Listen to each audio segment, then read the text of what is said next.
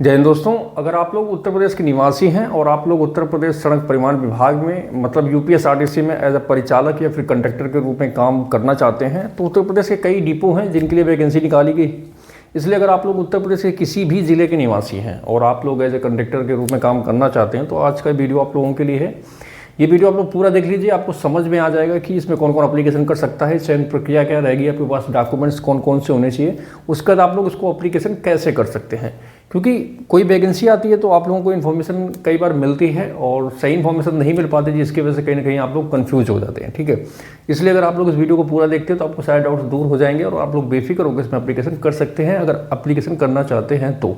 ठीक है, और वीडियो स्टार्ट करने के पहले ही मैं आपको बता दूं कि I am not forcing anyone, मतलब किसी को फोर्स नहीं कर रहा हूं। ठीक है, मैं जस्ट आपको इन्फॉर्मेशन दे रहा हूं। अगर आपको समझ में आए कि आपके लायक है वैकेंसी तो ही एप्लीकेशन करना, अदरवाइज आप लोग अपना समय बर्बाद मत करना। ठीक है, तो रिसेंटली यूपीएसआरटीसी में परिचालक कंडक्टर के लिए वैकेंसी निकाली गई है। इसमें कई डिपो हैं जिनके लिए वैकेंसी निकाली गई है, मगर इसमें यूपी के हर एक जिले के कैंडिडेट एप्लीकेशन कर सकते हैं, मतलब यूपी का स्थायी निवासी इसमें एप्लीकेशन कर सकता है। ठीक है, जैसा कि वाराणसी, जौनपुर, गाजीपुर, चंदौली, सोनभद्र, संत रविदास नगर, झांसी, ललितपुर और जालौन। ठीक है, इतने जिले हैं, मतलब इतने डिपो हैं जिनके लिए वैकेंसी निकाली गई है। इसमें आप किसी भी डिस्ट्रिक्ट के रहने वाले हैं एप्लीकेशन कर सकते हैं। ठीक है, इसमें मेल, फीमेल, एक्स सर्विसमैन या फिर जो स्पोर्ट पर्सन है वो लोग एप्लीकेशन करें। ठीक है, और इसके जो एप्लीकेशन है 31 तारीख से स्टार्ट होंगे, मतलब आज से स्टार्ट हो जाएंगे, 31 अक्टूबर से स्टार्ट होंगे और 7 नवंबर तक इसमें ऑनलाइन माध्यम से फॉर्म भरे जाएंगे। ठीक है, इसका अप्लाई लिंक आपको सेवा योजन पोर्टल में मिलेगा। ठीक है, मगर उसके पहले आप लोग इसमें देख लीजिए, बाकी मैं आपको परफेक्ट लिंक बता दूंगा जिसके थ्रू आप लोग इसमें एप्लीकेशन कर सकते हैं। क्योंकि सेवा योजन पोर्टल में आप जाएंगे तो ढूंढते ही रह जाएंगे, मे भी हो सकता है आपको ना मिले। ठीक है, इसलिए आप लोग इस वीडियो को पूरा देखें, मैं आपको आगे बताऊंगा कि आप लोग कैसे इसमें एप्लीकेशन कर सकते हैं बिल्कुल ईजी तरीके से। ठीक है, तो इसमें जो आपका एज का क्राइटेरिया 18 से 40 साल रखा गया है। ठीक है, अगर आप जनरल कैटेगरी से आते हो तो आपकी एज 18 से 40 साल रहनी चाहिए। अगर आप वहीं ओबीसी कैटेगरी से आते हो तो आपको 3 साल की और छूट मिलेगी, तो 18 से 43 साल। SC ST को 5 साल की छूट मिलेगी, 18 से 45 साल। ठीक है, इसमें सबसे मेन जो बात है वेतन की, कि वेतन आपको किस प्रकार से मिलेगा। तो आपको रिसेंटली पता होगा कि जो वैकेंसी है परिचालक की आउटसोर्सिंग के आधार पर है और उत्तर प्रदेश में भी आउटसोर्सिंग सेवा निगम का गठन हुआ, जिसमें बहुत सारे term and condition outsource employ के लिए बनाए गए हैं। मगर अभी तक ये सारी चीज़ें धरातल पर लागू नहीं हुई हैं, इसलिए अभी तक ये जो भर्ती निकाली गई है पुराने ही टर्म एंड कंडीशन के आधार पर है। मगर आगे आने वाले 1-2 महीने बाद जब आउटसोर्स सेवा निगम के जितने भी नियम कानून लागू होंगे तो इनमें इनका डायरेक्ट प्रभाव पड़ेगा और काफ़ी चीज़ें इसमें चेंज हो जाएंगी, चाहे वो सैलरी का क्राइटेरिया हो या फिर चयन प्रक्रिया हो या फिर सारी चीज़ें। ठीक है, अभी जो इसमें आपका सिलेक्शन हो रहा है आपका एजेंसी के थ्रू हो रहा है, बट जब आउटसोर्स के सारे नियम कानून कायदे लग जाएंगे तो फिर जो आपका डायरेक्ट कंट्रोल रहेगा वो निगम के माध्यम पे रहेगा। ठीक है, तो मतलब आप अगर घर में खाली बैठे हैं, आपको कोई जॉब नहीं मिल रही है, फिर आप लोग एज अ कंडक्टर के तौर पर एप्लीकेशन करना चाहते हो तो कर सकते हैं, ऐसा कोई बड़ी बात नहीं है। मगर अभी तक इनकी हालत सही नहीं है, जो कि बिल्कुल रियलिटी में आपको बता रहा हूँ। ठीक है, मे भी हो सकता है आने वाले समय में जब आउटसोर्स निगम के नियम कानून लग जाए, चीज़ें थोड़ा सुधर जाए तो शायद इनके दिन हालात थोड़े सही हो जाए। बाकी अभी तक तो नौकरी करने लायक नहीं है, अननेसेसरी लोगों को परेशान किया जा रहा है, सैलरी टाइम से नहीं दी जा रही, क्योंकि एजेंसी के थ्रू होते हैं, एजेंसी की सैलरी नहीं देती, पैसे दबा लेते हैं। क्योंकि जब तक संविदा में थी तो चीज़ें सही थी, मगर जब से आउटसोर्सिंग पे एजेंसियों के थ्रू भर्ती होने लगी हैं तो कहीं ना कहीं जो आउटसोर्स जितना भी एम्प्लॉय उनका शोषण ही हो रहा है। किसी भी विभाग में हूँ, मैं इसी विभाग की बात नहीं कर रहा हूँ, उनको सैलरी टाइम से नहीं मिलती, उनका पीएफ नहीं करता, उनको पता नहीं कहाँ कट के पीएफ जा रहा है ना, 2-3 महीने के लड़के करते भग जाते हैं। तो बहुत सारी चीज़ें हैं, बहुत अनियमितताएं हैं।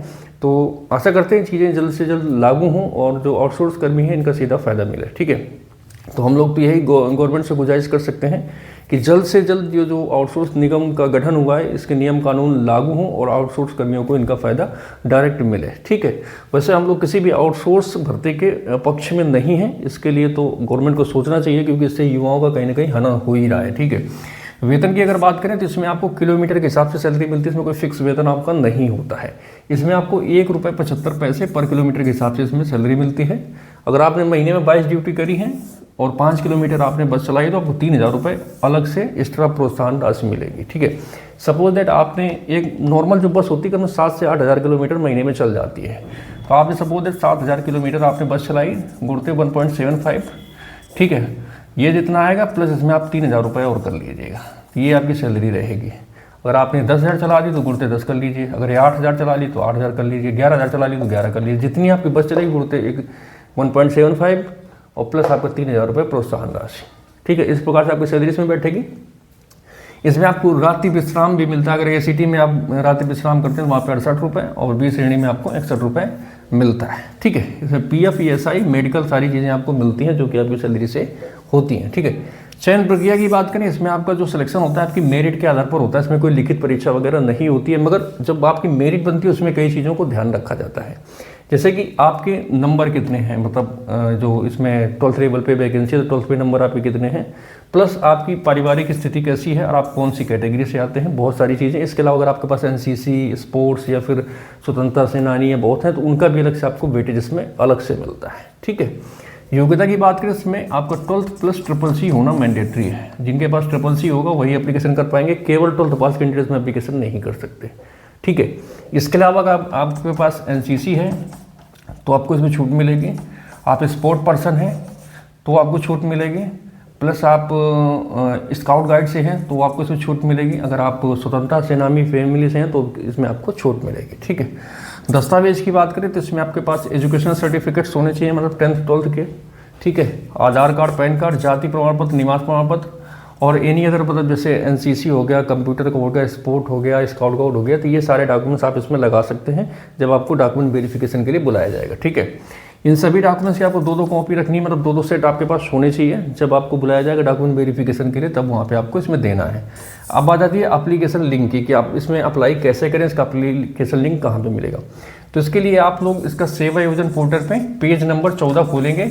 ठीक है, तो वहाँ पे आपको इसका अप्लाई लिंक मिल जाएगा। अगर आपको नहीं मिलता तो परेशान नहीं होना, ये जितने भी डिपो इन सबका अप्लाई लिंक आपको इस वीडियो के डिस्क्रिप्शन में मैं डाल दूंगा, तो आप लोग उसके थ्रू जाके इसमें एप्लीकेशन कर सकते हैं डायरेक्ट। ठीक है, चाहे तो आप सेवा योजन पोर्टल पेज नंबर 14 खोलना, वहाँ पे आपको 132 नंबर पे है, या फिर डायरेक्ट इन दोनों का मैं अप्लाई लिंक इस वीडियो के नीचे डिस्क्रिप्शन डाल दूंगा, उसके थ्रू आप एप्लीकेशन कर सकते हैं। या फिर आप मेरा टेलीग्राम चैनल ज्वाइन कर लें तो वहाँ पर मैं इसका लिंक डालूंगा, तो उसके थ्रू आप लोग इसमें एप्लीकेशन कर सकते हैं। ठीक है, तो ये सारी कुछ इन्फॉर्मेशन थी UPSRTC में परिचालक जो कंडक्टर की वैकेंसी रिसेंटली निकाली गई वाराणसी, जौनपुर, गाजीपुर, चंदौली, सोनभद्र, संत रविदास नगर, झांसी, ललितपुर और जालौन डिपो के लिए।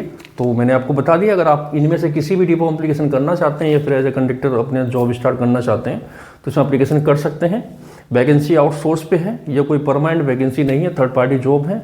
ठीक है, अगर आपको समझ में आए तो एप्लीकेशन की दीजिए, अदरवाइज आप लोग इसको स्विच कर सकते हैं, मतलब छोड़ सकते हैं, नेक्स्ट वैकेंसी का वेट कर सकते हैं। वैसे अगर आप लोग एज ए परिचालक कंडक्टर के तौर पे काम करना चाहते हैं तो अब यूपी में फिलहाल इस गवर्नमेंट में ये आउटसोर्सिंग पे ही वैकेंसी आएगी, संविदा पे वैकेंसी या फिर परमानेंट वैकेंसी आपको नहीं देखने को मिलेगी, क्योंकि सारी ये जो वैकेंसी आउटसोर्सिंग पे कर दी गई, थर्ड पार्टी के थ्रू ही भरी जाएंगी। बाकी अब आप देख लीजिए, आपको लगता है तो एप्लीकेशन कर दीजिए, अदरवाइज आपको कोई रिक्वायरमेंट नहीं है। ठीक है, बाकी अगर आपको जानकारी अच्छी लगी तो इस वीडियो को लाइक कर सकते हैं, चैनल को सब्सक्राइब कर सकते हैं। आप लोगों से जल्दी मिलेंगे एक नए वीडियो में नई जानकारी के साथ, तब तक के लिए जय हिंद, वंदे मातरम।